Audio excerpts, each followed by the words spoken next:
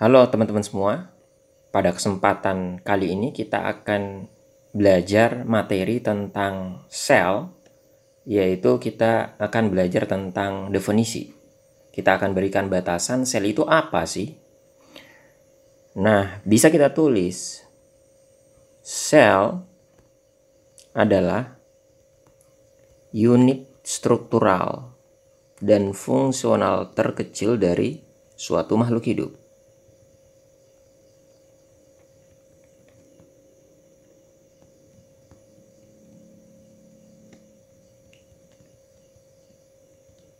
Ya. Maka pada definisi ini ada dua kata kunci penting, teman-teman. Yang pertama adalah kata kunci struktural. Yang kedua, kata kunci fungsional. Jika kita beri definisi sel adalah unit struktural terkecil dari makhluk hidup, maka ada masalah di definisi ini. Kok bisa? Teman-teman bisa melihat ya, gambar di sebelah kiri. Ini ada gambar tentang hierarki atau tingkatan kehidupan. Di sana ada tingkatan sel, di atasnya ada jaringan, organ, sistem organ, organisme, populasi ya, sampai kemudian tingkat biosfer. Nah, dari sisi struktural ada tingkatan yang lebih kecil dari sel. Sel-sel itu sendiri tersusun atas organel. Organel-organel itu tersusun atas makromolekul. Makromolekul itu adalah kumpulan dari molekul kecil, kemudian molekul tersusun atas atom, dan seterusnya. Maka dari sisi struktural, ada yang lebih kecil dibanding sel. Maka kata fungsional itu memberikan batasan khusus. Apa yang dimaksud dengan kata fungsional di definisi ini? Maka fungsional ya, itu identik dengan kata fungsi kehidupan. Ya, menjalankan fungsi kehidupan. Yaitu bahwasanya makhluk hidup itu punya fungsi-fungsi kehidupan yang tidak dimiliki oleh benda mati. Dan yang kita maksud di sini adalah ciri kehidupan. Apa beda makhluk hidup dengan benda mati? Apa beda teman-teman dengan kursi yang teman-teman dudukin? Apa beda teman-teman dengan lantai, dengan batu, air, tanah, udara? Nah, kehidupan punya ciri yang khas. Di antaranya ya, makhluk hidup itu butuh makan. Mereka makan. Mereka makan. Mereka ada ciri nutrisi mereka. Kemudian makhluk hidup itu akan menggunakan nutrisi itu untuk fungsi metabolisme. Ya, di antaranya ada istilah respirasi. Nah, makhluk hidup itu kemudian punya ciri bergerak di antaranya. Kemudian makhluk hidup itu mengalami atau dia beradaptasi. Dan ciri-ciri yang lain yang kita tidak bisa listkan semuanya untuk kesempatan ini. Punya ciri menanggapi rangsangan dan seterusnya. Maka jika definisinya ya ditambahkan dengan kata fungsional, maka definisi ini menjadi sangat jelas ya, sehingga bisa kita katakan definisinya benar ya. Sel adalah unit struktural dan fungsional terkecil dari makhluk hidup. Kenapa? Karena tingkatan di bawah sel yaitu organel, makromolekul, molekul, atom, dan seterusnya ini tidak punya ciri kehidupan. Organel itu nggak bisa makan ya. Organel itu atau makromolekul itu nggak bisa beradaptasi. Ya, atom itu enggak mengalami iritabilitas dan seterusnya. Tingkatan terkecil yang punya ciri kehidupan itu adalah sel. Ya, tentunya tingkatan yang di atasnya itu jaringan, organ, sistem organ itu punya ciri-ciri kehidupan. Ya, demikian teman-teman tentang batasan atau definisi dari sel. Oke, bagian berikutnya adalah pembahasan tentang tipe sel. Jadi berdasarkan kompleksitasnya, sel itu bisa kita bagi menjadi 2 kelompok. Teman-teman mungkin masih ingat istilah pertama, ada sel prokariot. Kemudian ada istilah sel eukariot.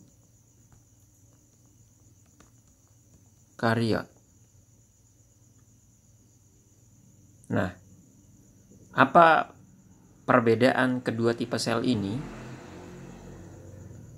Nah, sebelum sampai ke sana kita lihat dulu nih, apa persamaan keduanya?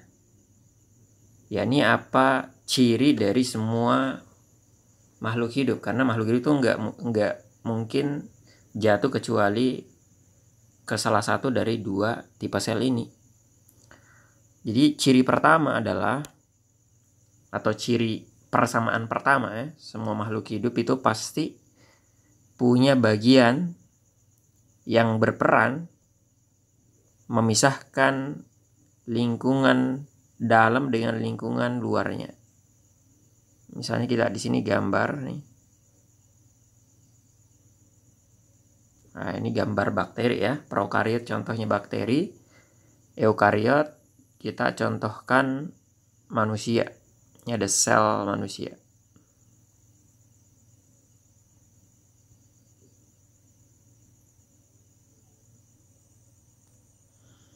Nah, ini tadi yang kita sebutkan persamaan pertama adalah semua makhluk hidup punya bagian yang memisahkan lingkungan luar dengan dalamnya, disebut dengan istilah apa? Membran sel.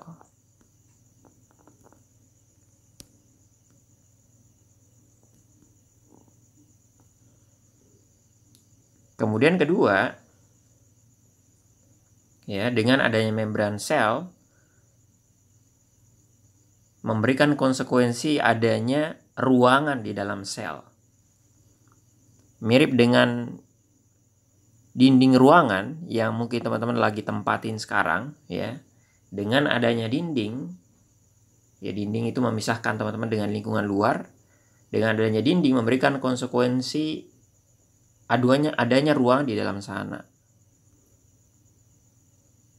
Maka di dalam sini ada ruangan beserta dengan isinya. Teman-teman sebut dengan istilah sitoplasma.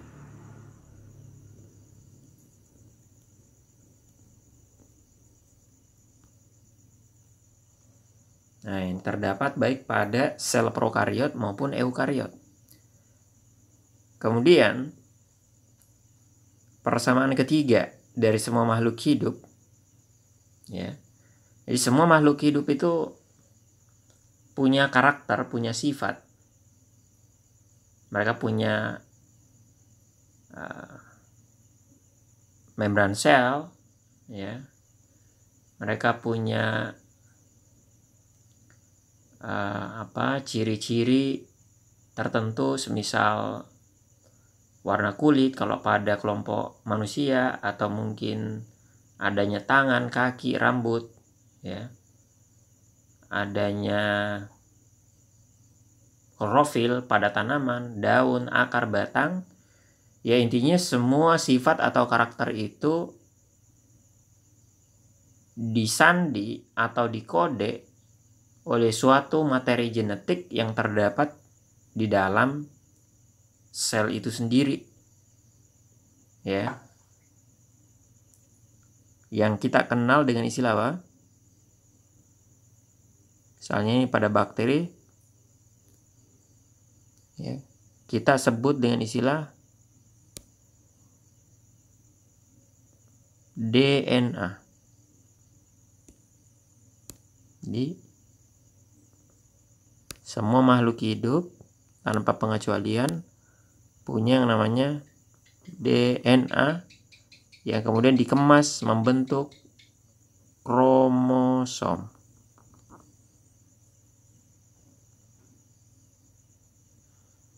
Jika pada bakteri, kromosomnya biasanya jumlahnya 1 dan bentuknya bulat. Ya. Kalau pada manusia, misalnya, itu jumlah kromosomnya jauh lebih banyak. Jumlahnya ada 46 benang kromosom di sana. Atau ada 46 benang kromatin. 1, 2, 3, 4, dan seterusnya. Sampai berapa? 46 benang di dalam sana. Nah, yang bentuknya linear, ya. Beda dengan bakteri, bentuknya sirkuler atau bulat.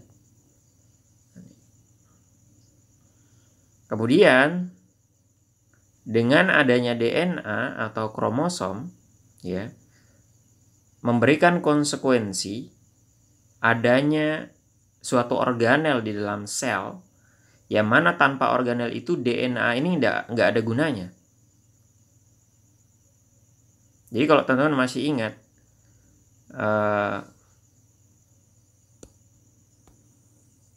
konsep ekspresi gen,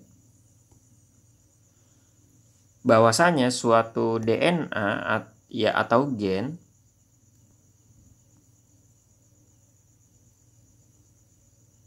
itu harus melewati 2 tahap untuk diekspresikan. Pertama, DNA diterjemahkan terlebih dahulu jadi mRNA. Kemudian mRNA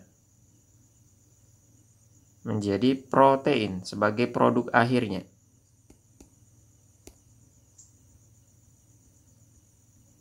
Proses pertama kita kenal dengan istilah transkripsi. Proses kedua kita kenal dengan istilah translasi. Nah, proses transkripsi itu hanya berjalan dengan adanya suatu enzim yang dikenal dengan istilah apa? RNA polimerase. Begitu juga proses translasi ini hanya bisa berjalan, ya, dengan adanya suatu organel, itu namanya ribosom. Maka konsekuensinya, jika ada DNA di dalam suatu sel, mutlak harus ada ribosom di sana. Karena nggak ada gunanya DNA, nggak ada gunanya gen, jika nggak ada ribosom, ya. Proses ini nggak bisa jalan begitu. Maka pada sel, terutama di sitoplasmanya, ya, itu ada organel-organel kecil yang kita sebut dengan istilah apa? Ribosom. Nah, inilah 4 persamaan dari organisme atau tipe sel prokariot dan eukariot. Tentunya mereka diberi nama yang berbeda itu karena adanya perbedaan, ya. Karena adanya perbedaan. Nah, pertama mungkin kita kaitkan dulu dengan jenis makhluk hidupnya. Organisme prokariot itu terutama adalah dari kelompok bakteri. Ya, jika dalam sistem klasifikasi yang terbaru, kelompok prokariot itu mencakup semua kelompok bakteria secara umum. Kita sebut bakteria, ya, dikenal dengan istilah kingdom bakteria. Dan satu lagi ada kelompok bakteri yang hidup di daerah yang ekstrim, kita sebut dengan istilah archaea atau Archaebacteria. Nah, intinya dua-duanya ini bakteri ya. Sementara organisme eukariot itu jauh lebih kompleks dan lebih banyak jenis organismenya. Di bawah eukariot itu ada 4 kingdom utama. Di sana teman-teman kenal istilah protista. Kemudian di sana ada jamur. Kemudian di sana ada tanaman. Dan di sana ada apa? Ada hewan. Jadi ada berapa? Ada 4 kingdom ya di bawah kelompok eukariot. Nah, kita masuk ke perbedaannya, teman-teman. Apa sih? Kenapa sih mereka diberi nama berbeda? Jelas karena ada perbedaan. Perbedaan pertama adalah, jadi kita akan nuliskan 3 perbedaan utamanya ya. Perbedaan pertama adalah pada eukariot itu terdapat membran yang memisahkan antara DNA atau kromosom dengan sitoplasmanya. Nah, ini dia membrannya. Jadi ada sekat. Ya. Pada organisme eukariot. Itu pada atau yang memisahkan antara DNA dengan sitoplasmanya. Nah, ini kita sebut dengan istilah apa? Membran inti.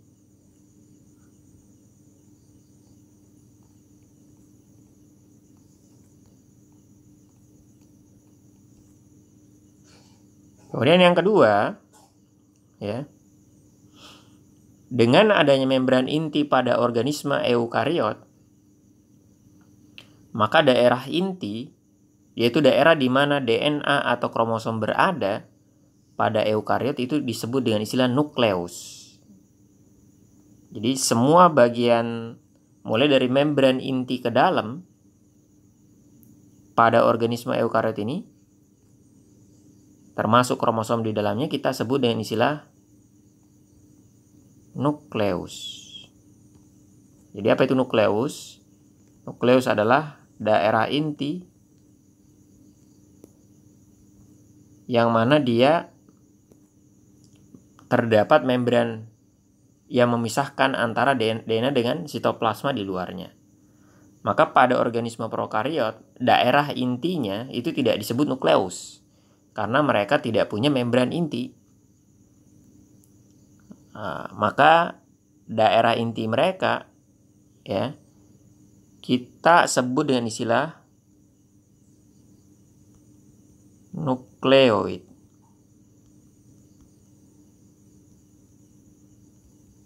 Nah, inilah 2 perbedaan mendasar antara prokariot dan eukariot. Yaitu pertama ada tidaknya membran inti. Eukariot memiliki membran inti, sementara prokariot tidak punya. Kemudian yang kedua adalah ada tidaknya nukleus. Eukariot memiliki nukleus, prokariot tidak memiliki nukleus. Yang dia miliki adalah apa? Nukleoid. Nah, inilah asal muasal dari penamaan keduanya. Kariot sendiri dari bahasa Latin, ini maknanya adalah inti. Kariot itu dari kata karion, artinya inti. Sementara kata eu artinya sejati. Maka dari sisi nama, eukariot adalah organisme atau sel berinti sejati.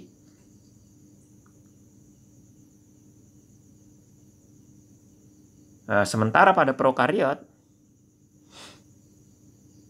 kariot tadi artinya inti, ya. Pro artinya belum atau sebelum. Maka dia adalah kelompok makhluk hidup yang belum memiliki inti sejati, belum punya nukleus. Nah, inilah teman-teman dua perbedaan mendasar antara keduanya, antara eukariot dan prokariot, di mana eukariot kita katakan dia lebih kompleks strukturnya, ya. Kemudian yang terakhir adalah, jadi ada 3 ya. Yang terakhir adalah pada organisme eukariot itu memiliki organel-organel khas, ya.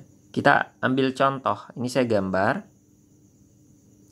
salah satu organel pentingnya berperan dalam modifikasi protein atau sintesis lipid, yaitu kelompok retikulum endoplasma, RE.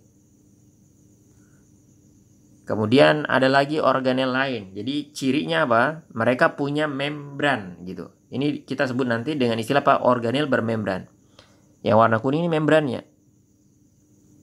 Ini ada membrannya juga. Bermembran artinya apa? Ada ruangan juga di dalamnya. Bermembran sinonim atau boleh kita sebut beruangan, berkamar. Nah, ini badan Golgi. Kemudian di sana ada lisosom misalnya. Di sana ada mitokondria, ada membrannya semua ini.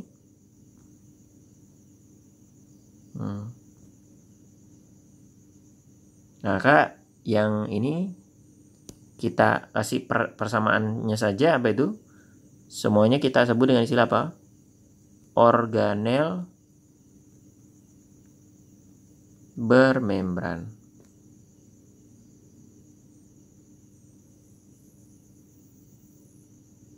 Bermembran.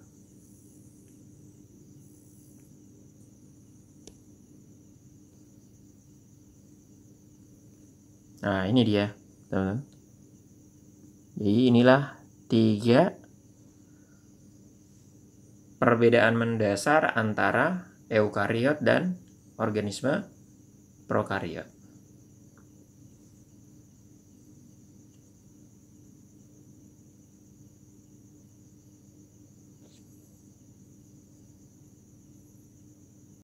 Oke, lanjut. Materi berikutnya adalah pembahasan tentang organel-organel sel pada organisme eukariot.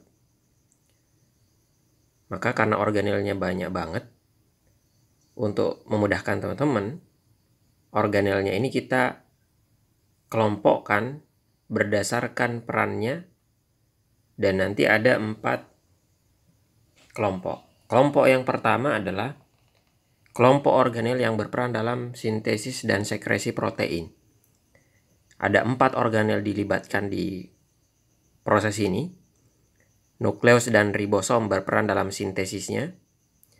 Sementara RE, retikulum endoplasma, terutama RE kasar dan badan Golgi, itu berperan dalam sekresinya. Maka pertama kita cerita nukleus. Nukleus sendiri itu merupakan bagian pokok dari sel, di mana dia berperan sebagai pusat aktivitas sel.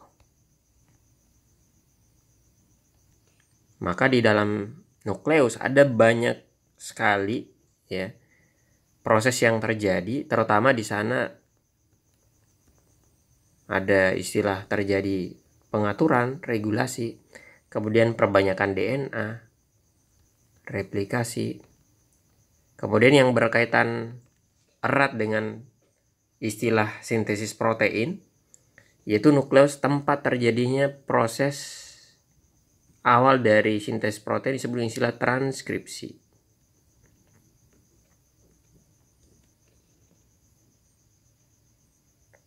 Maka setelah terjadi transkripsi di dalam nukleus, ya, di dalam nukleus ini ada apa? Ada DNA double helix.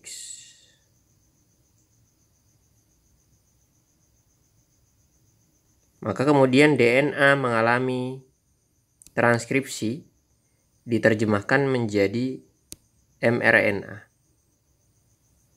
Nah ini, yang kuning ini mRNA. Kemudian mRNA dikirim atau keluar dari nukleus, bergerak menuju ke ribosom. Nah, ribosom sendiri ada dua jenisnya, ada ribosom bebas di sitoplasma yang bintik putih itu.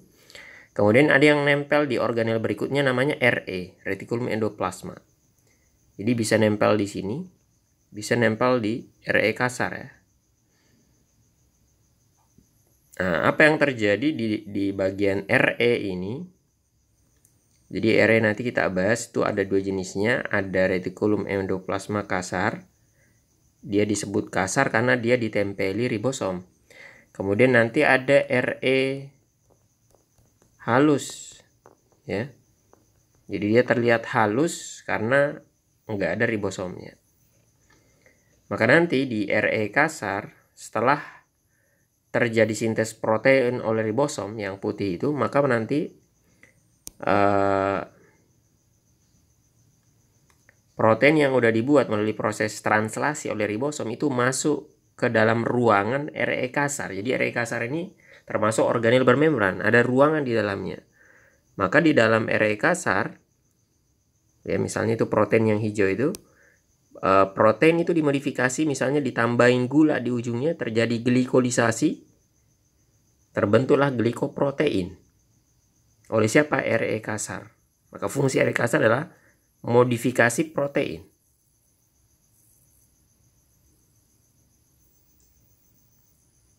Nah, kita tulis dulu. Pertama tadi ribosom. Fungsinya adalah, kata kunci dia adalah sintesis protein.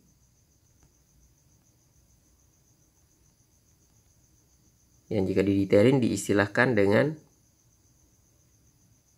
translasi. Sementara retikulum endoplasma bagian kedua, tadi ada yang kasar, karena ditempeli ribosom, ada yang halus.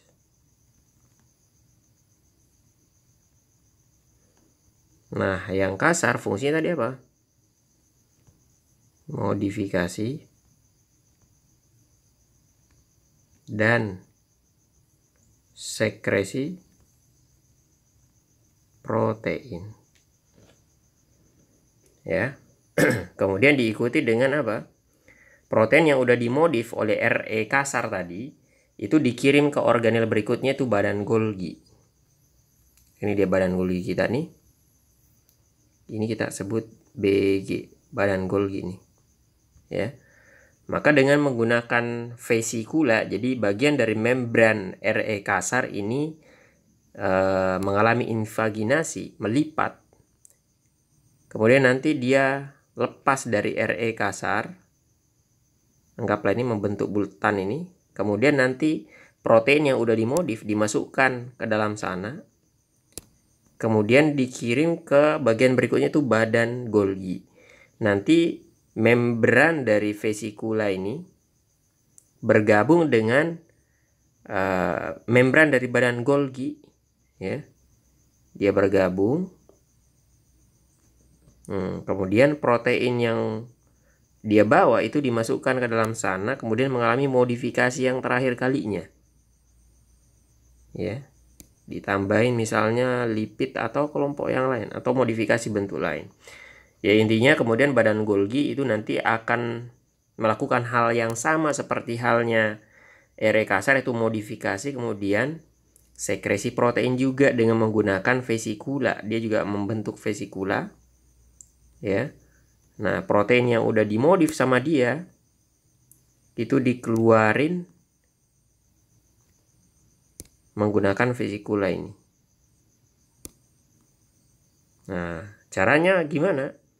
Nanti membran dari vesikula ini bergabung dengan membran sel, kemudian melakukan eksositosis atau sekresi dengan mengeluarkan protein yang udah dimodif sama dia.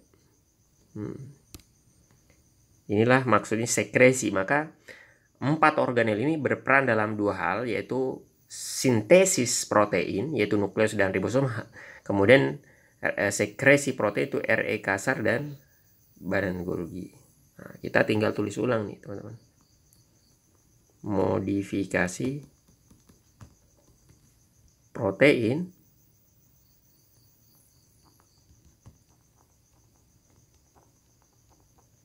ya, dan sekresi juga. Nah, fungsinya sama dengan fungsi dari RE kasar ya. Adapun RE halus fungsinya boleh teman-teman tambahin. Yang pokok untuk kita catat adalah detoks racun. Maka dia banyak terdapat di sel hati.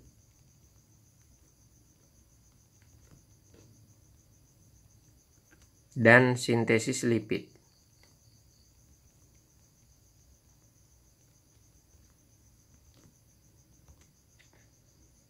Nah, itu dia teman-teman, 4 organel yang sangat erat kaitannya dengan apa?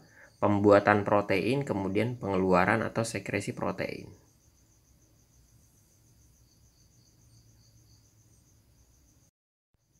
Kemudian kelompok organel berikutnya adalah 2 organel yang berperan dalam metabolisme atau konversi energi. Maka kita coba meringkas saja ya. Karena ini dibahas banyak di bab metabolisme. Mitokondria dan kloroplas itu punya ciri yang hampir sama dari sisi struktur maupun nanti ke arah ke fungsi ya. Mitokondria dan kloroplas ini termasuk dua-duanya adalah 2 organel bermembran rangkap yang mana mereka menjalankan proses metabolisme. Mitokondria nanti kita lihat itu identik atau berperan dalam proses respirasi aerob.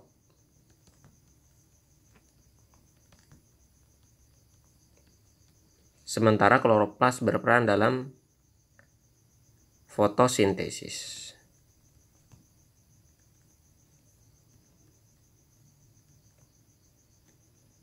Nah, maka teman-teman hafalin aja ya fungsi detailnya, fungsi ringkasnya ini.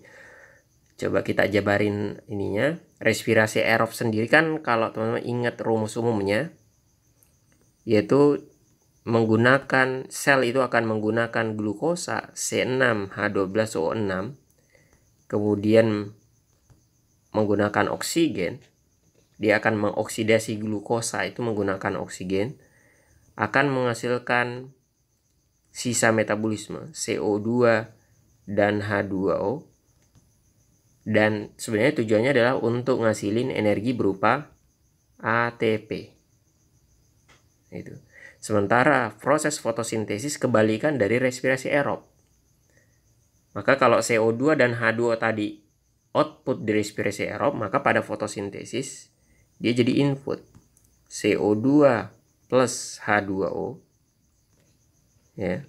Kemudian energi yang berupa ATP itu kita ganti jadi energi foton. Ini menghasilkan glukosa C6H12O6 yang jadi input kalau di respirasi aerob, kalau di sini jadi output plus oksigen. Nah, maka teman-teman bisa lihat ini kalau kita bisa rinci, ini terjadi konversi energi glukosa, suatu bentuk energi kimia ya, dikonversi menjadi ATP, bentuk energi kimia yang lain. Nah, sebaliknya, proses fotosintesis itu mengkonversi energi foton menjadi energi kimia C6H12O6. Ya, itu ringkasan untuk mitokondria dan kloroplas. Oke, selanjutnya adalah kelompok organel yang berperan dalam pencernaan dan penyimpanan zat. Jadi kita gabungin organel ini, setelah makanan itu dicerna, sebagiannya disimpan. Seperti itu. Maka di sini ada 3 organel. Pertama adalah lisosom. Ya. Jadi lisosom dia ini punya enzim khas. Jadi dia memiliki enzim yang berperan dalam pencernaan, disebut dengan istilah enzim hidrolase. Maka cara kerjanya adalah memecah molekul menggunakan air, ya. Maka dia bisa memecah karbohidrat, memecah lemak, memecah protein. Jadi jenisnya macam-macam. Bisa karbohidrase, kelompok pemecah lipid, ya, lipase misalnya, atau kelompok protease, pemecah protein. Maka fungsi utamanya dia apa? Pencernaan sel.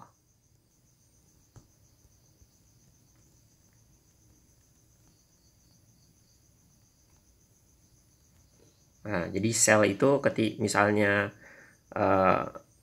dalam hal apa? Ini sebenarnya banyak sekali rinciannya. Di antaranya kelompok sel fagosit, ya, dia berperan dalam fagositosis. Itu bisa memakan bakteri, kemudian nanti bakteri masuk, itu dicerna menggunakan lisosom ini. Kemudian yang di antara yang lain adalah berperan dalam proses namanya apoptosis. Apoptosis ini program kematian sel. Jadi sel itu punya kemampuan membunuh dirinya sendiri, ya, menggunakan enzim-enzim yang ada di dalam lisosom. Jadi lisosom nanti akan melepaskan enzim itu dan mencerna bagian sel yang lain. Dan itu diperlukan untuk fungsi tertentu buat sel atau makhluk hidup itu tadi. Jika lisosom identik dengan enzim hidrolase, maka organel berikutnya namanya proksisom. Ini punya enzim khas juga, namanya enzim katalase.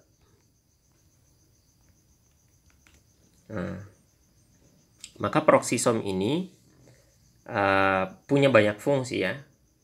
Dia bisa terdapat pada sel tanaman, bisa pada sel hewan. Kita coba meringkas di sini.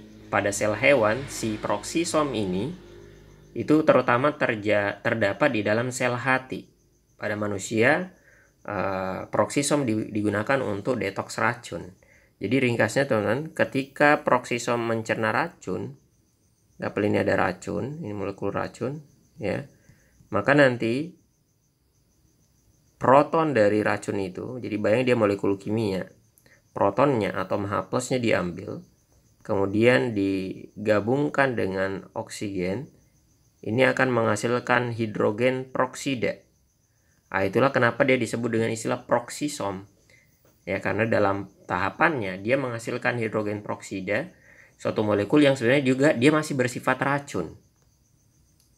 Nah, sebelum H2O2 ini dibuang, dikeluarin dari sel, dia dinetralkan dulu, ya. Dinetralkan lebih ini, yaitu jadi air plus oksigen. Nah, inilah fungsi dari enzim katalase. Memecah hidrogen proksida, menghasilkan air plus oksigen. Nah, adapun organel yang terakhir di sini, ini yang kita maksud di sini sebenarnya pada tanaman, ya.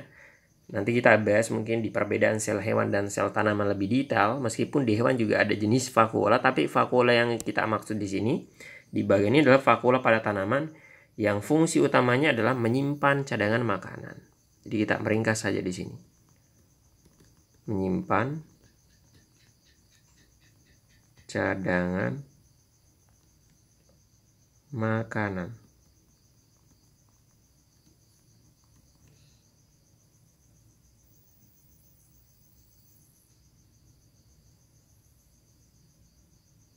Berikutnya, apa sih perbedaan antara sel hewan dan sel tanaman? Ya, teman-teman bisa melihat mereka punya banyak persamaan, ya, diantaranya yang kita catat di sini. Semua sel eukariot di sini termasuk sel tanaman maupun hewan punya membran sel, kemudian punya nukleus, punya sitoplasma. Nah, yang membedakan diantaranya adalah organel. Di sini ada 5 perbedaannya. pada hewan itu terdapat dua organel penting yang tidak dimiliki oleh tanaman. Yang pertama adalah lisosom. Nah, udah kita pelajari, lisosom fungsi utamanya adalah pencernaan sel. Kemudian yang kedua adalah sentrosom, berperan dalam pembelahan sel. Jika dirinci, dia berperan dalam menghasilkan gelondong pembelahan atau disebut dengan istilah benang spindle.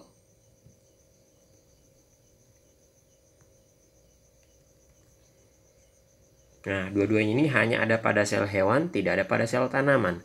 Sebaliknya, tanaman punya tiga organel yang tidak dimiliki oleh sel hewan. Pertama, kloroplas, salah satu jenis plastida penting, yang mana udah kita pelajari fungsinya adalah berperan dalam proses fotosintesis. Kemudian yang kedua adalah vakuola, berperan dalam menyimpan zat.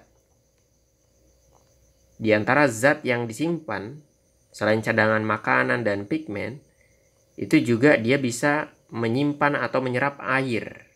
Ketika air masuk ke dalam vakuola, ya, maka nanti vakuola tambah besar, kemudian dia akan memberikan tekanan ke sitoplasma, ke membran, dan ke dinding, dan menciptakan yang namanya tekanan turgor. Maka dia berperan dalam mengatur turgiditas sel. Mengatur keturgidan atau mengatur mengatur tekanan turgor yang menyebabkan sel itu jadi normal. Kita tuliskan mengatur turgiditas sel pada tanaman. Yang terakhir adalah dinding sel. Pada tanaman, dinding selnya berupa selulosa, ya, berperan untuk proteksi sekaligus memberi bentuk pada tanaman atau menjaga bentuk, memelihara bentuk sel pada tanaman.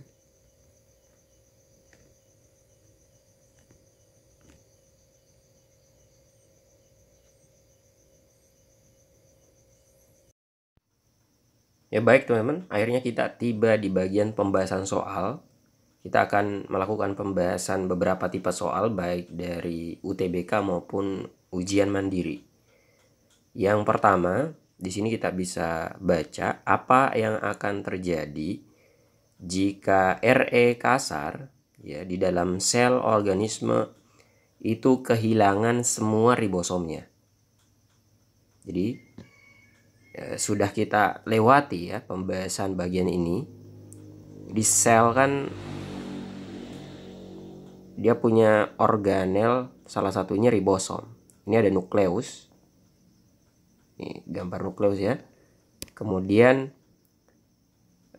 dekat dengan nukleus atau berbatasan langsung dengan nukleus ada Re. Nah, ini Re. Re ada dua macam. Salah satunya halus dan yang satunya kasar.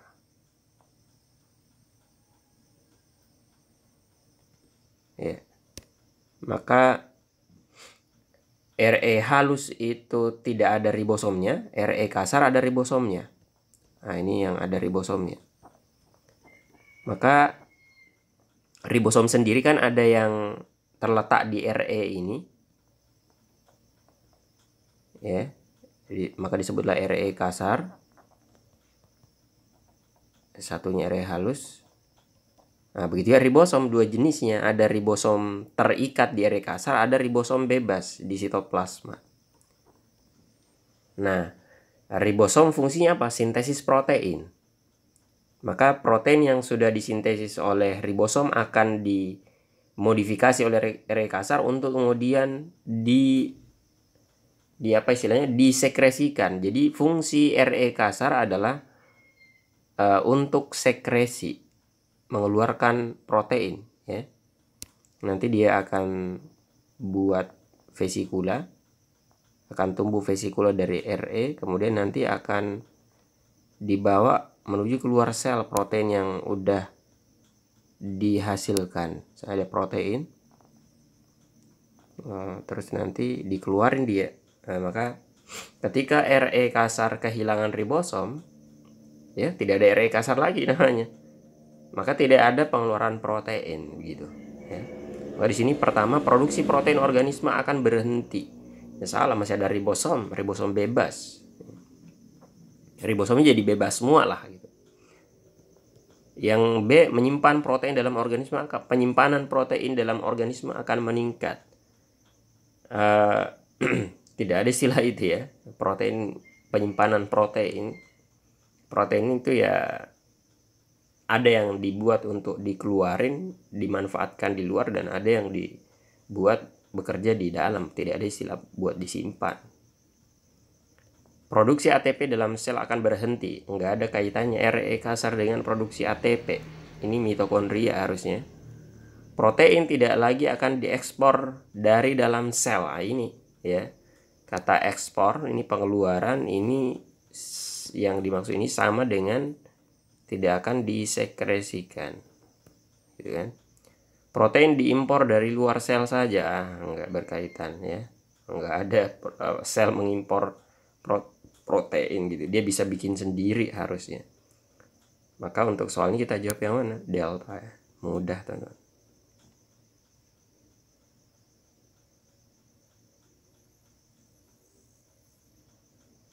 Kemudian soal kedua, ini ada pertanyaan yang sering juga ini, baik di ujian UTBK maupun di ujian mandiri ya, di UTUL, di SIMAK juga sering ditanyakan, apa sih persamaan atau mungkin perbedaan dari mito dan kloroplas ya. Dua organel yang punya banyak persamaan, yang kemarin kita bahas, mereka bersama-sama berperan di punya peran sama dalam hal konversi energi. Mereka di bagian konversi energi atau metabolisme.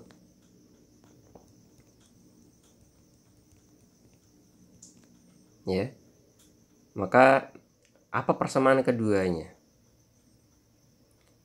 Pertama, merupakan organel penghasil energi. Ya, betul ya. Mitokondria menghasilkan ATP, kita akan bahas itu di konsep metabolisme melalui respirasi seluler. Kemudian kloroplas juga menghasilkan melalui reaksi terang. Jadi di reaksi terang fotosintesis dihasilkan ATP gitu. Kalau mitokondria itu dihasilkan di tahap namanya siklus Krebs dan fosforilase oksidatif atau sistem transfer elektron, itu ada ATP dihasilkan di sana. Satu benar ya, ini bentuk soal 1 2 3 4, maka konsekuensinya 3 sebagai pasangan juga benar. Mereka punya DNA ekstranuklear gitu. Jadi di luar jadi DNA pada organisme eukariot ya, ini ada sel, misalnya ambil sel tanaman ya, yang lebih komplit. Ada misalnya ada bagian terbesar dari sel tanaman kan vakuola tuh. Anggaplah ini vakuolanya. Ya, kemudian dia punya apa? Ada kloroplas dan organel-organel lain ya. Ada nukleus, ini saya gambar kloroplas saja. Nah, terus dia punya mungkin RE, ada badan Golginya ya, ada mitokondria. Nah, kemudian organel-organel lain. Nah, dari semua organel itu teman-teman, DNA itu selain terdapat di nukleus, ini nukleus yang nukleusnya tadi, nukleusnya malah tidak kita gambar ya. Anggaplah salah satunya ada nukleus ya.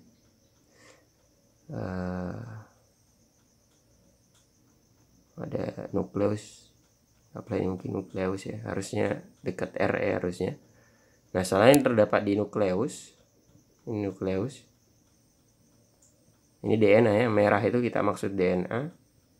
Maka kita sebut DNA nukleus atau nuklear boleh.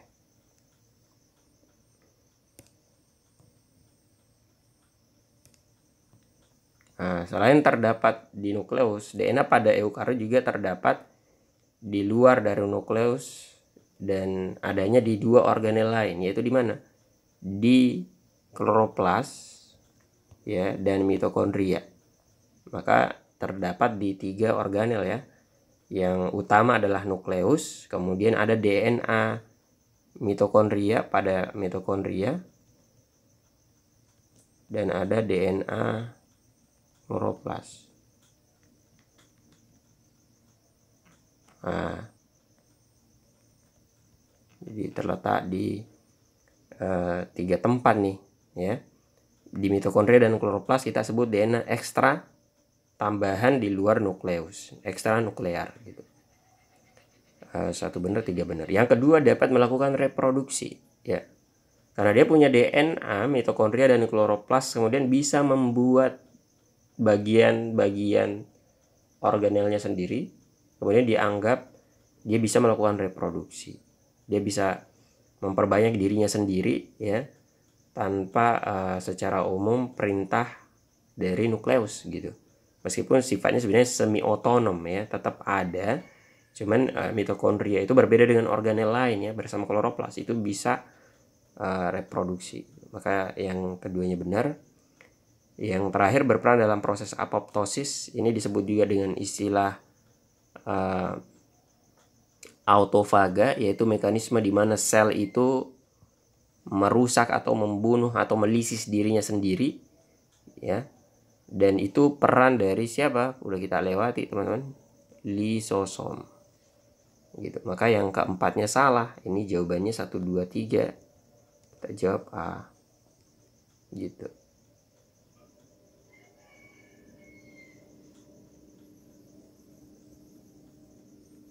Kemudian yang ketiga, bentuk sel pada semua makhluk hidup dipengaruhi oleh apa gitu.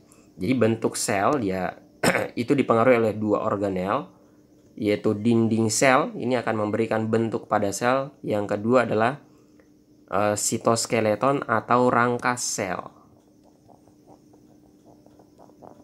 Rangka sel. Jadi ada 2 nih jawabannya. Nah, ternyata kata kuncinya harus digarisbawahi, yaitu bentuk sel pada, jadi harus digarisbawahi, yaitu bentuk sel pada semua makhluk hidup. Maksudnya apa? Oh, ada ternyata dari organel 2 ini yang tidak dimiliki oleh semua makhluk hidup.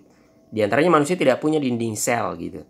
Maka sitoskeleton lah yang ada pada semua makhluk hidup, dan kita jawab D. Oke teman-teman, demikian untuk pembahasan soal kita.